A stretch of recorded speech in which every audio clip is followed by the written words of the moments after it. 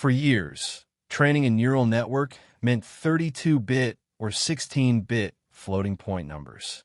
Now the frontier is moving lower still, to just 8 bits per number, and it's the headline feature of NVIDIA's Hopper and Blackwell chips. Having the bits again roughly doubles both the math throughput and the memory bandwidth, which is enormous. But squeezing a weight into 8 bits without wrecking accuracy takes a genuinely clever trick, and today we're walking through exactly how FP8 Training pulls it off. Let's set the stage by comparing where we were with where FP8 takes us. Until recently, the default was BF16, 16 bits per number, which itself was a big step down from the old 32-bit training. It gives you comfortable range and precision, plenty of headroom, and it's rock solid. The catch is simply that every number still costs 16 bits of memory and 16 bits of bandwidth to move around. FP8 halves that budget to 8 bits per number. Because modern tensor cores can chew through those smaller numbers roughly twice as fast, you get about double the throughput and double the memory bandwidth. The price is a much tinier range, which is precisely the problem the rest of the method has to solve. Now, how do you actually multiply matrices in 8 bits without everything overflowing? Follow one FP8 matmul from start to finish.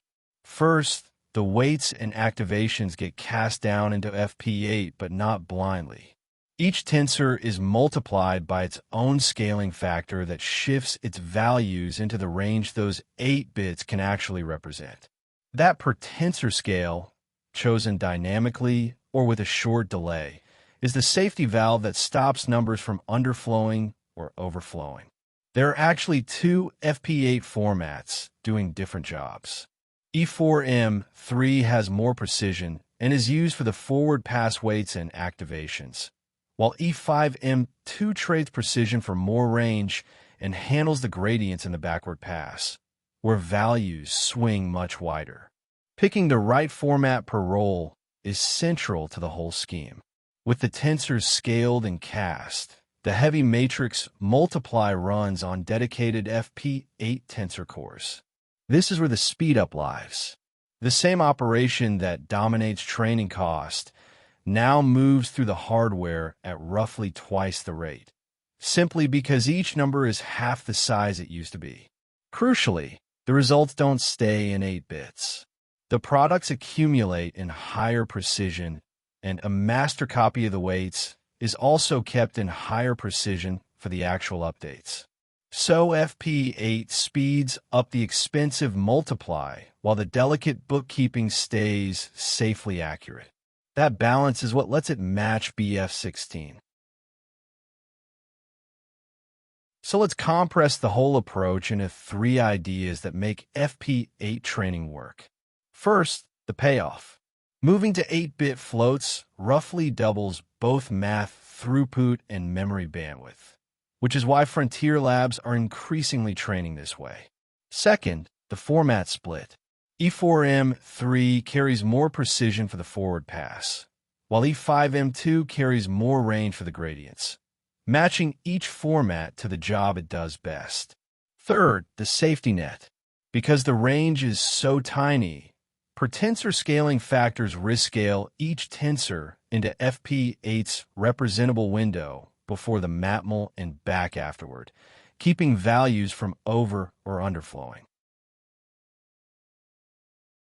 Let's tie it all together with 4 takeaways worth remembering. FP8 training uses 8-bit floating point for the heavy matrix multiplies, roughly doubling throughput and memory bandwidth on Hopper and Blackwell GPUs. Distinct formats split the work. E4M3 with more precision handles the forward pass, while E5M2 with more range handles the backward gradients. Because the range is tiny, per-tensor scaling factors risk scale each tensor into FP8's window, while master weights stay in higher precision. Done right, FP8 matches BF16 accuracy at about twice the speed, which is why frontier models increasingly use it. If breaking down cutting-edge training tricks sounds like your thing, that's exactly what we do over at Standardy.com.